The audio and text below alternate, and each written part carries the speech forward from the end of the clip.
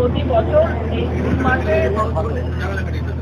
করে এবং আমাদের মাদার তৃণমূল, মহিলা তৃণমূল, যুব তৃণমূল এবং ছাত্র তৃণমূল, তার সাথে আইএনটিটিউসি থেকে শুরু করে সব শাখা সংগঠন এই রক্তদান শিবিরে অংশগ্রহণ করে।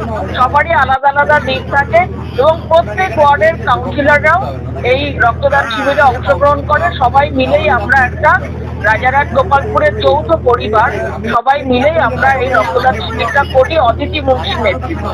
এখনো পর্যন্ত কতজন রক্তদান হয়েছে? আমাদের 40 পার হয়ে গেছে। শুধু মহিলারাই রক্ত দিচ্ছে, কারণ সারা রাজারহাট গোপালপুর বিধানসভা জুড়ে হচ্ছে তো, তাই সব ওয়ার্ডেই সব মেয়েরা তাদের জায়গায় দেয়। তা সত্ত্বেও আমাদের 40-50 জন টার্গেট ছিল, 40 পার হয়ে গেছে, সেটাও আমাদের পূরণ হয়ে যাবে।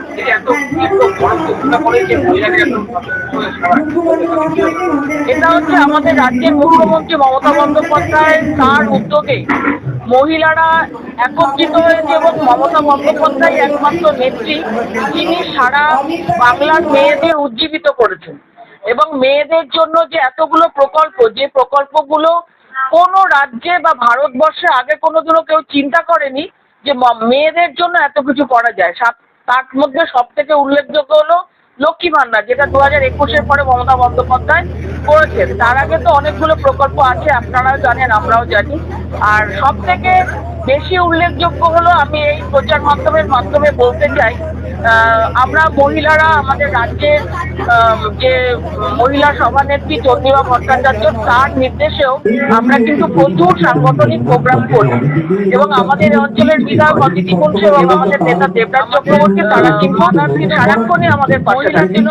আর একটা কথা বলতে চাই, যেটা মমতা বন্দ্যোপাধ্যায় করেছেন, সেটা হচ্ছে স্বাস্থ্যসাথী প্রকল্প।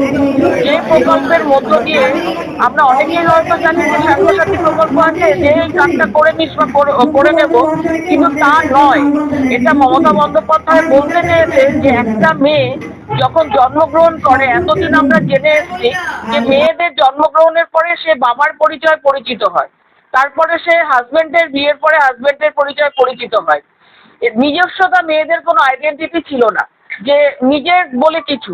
তাই মমতা বন্দ্যোপাধ্যায় এই স্বাস্থ্যসাথী প্রকল্পের মধ্য দিয়ে কার্ডের মাথায় মহিলাদের নাম রেখেছে এবং একটা মেয়ে তার দুটো পরিবারকে সাথে নিয়ে সে কিন্তু একা লড়াই করছে। সেটা হচ্ছে স্বাস্থ্যসাথীর কার্ডটা নিয়ে যখন আপনারা কোনো কেউ হাসপাতালে যাবে, তখন কিন্তু বলবে অমুক দিদির বাড়ির লোক কে আছেন, তখন কিন্তু কোনো দাদার নামে। আমাদের দাদাদের সাথে কোনো দ্বন্দ্ব নেই, কিন্তু মহিলাদের একটা আইডেন্টিটি আমাদের দরকার ছিল, যেটা ভারতবর্ষে প্রথম মমতা বন্দ্যোপাধ্যায় বাংলার মেয়েদের জন্য করেছেন। তাই এখানে তো মেয়েরা এগিয়ে আসবেই এবং সারা বাংলা জুড়ে প্রত্যেকবারই প্রমাণ করে দিচ্ছি যে আমাদের মেয়েদের মহিলা ভোটার সংখ্যা বেশি, মহিলারা ভোট দিচ্ছেও বেশি এবং আগামী দিনে 2026-এও আমরা সেটাই প্রমাণ করে দেব যে মমতা বন্দ্যোপাধ্যায় চতুর্থবারের জন্য মুখ্যমন্ত্রী হবেন এবং মহিলা ভোটার বেশি থাকবে।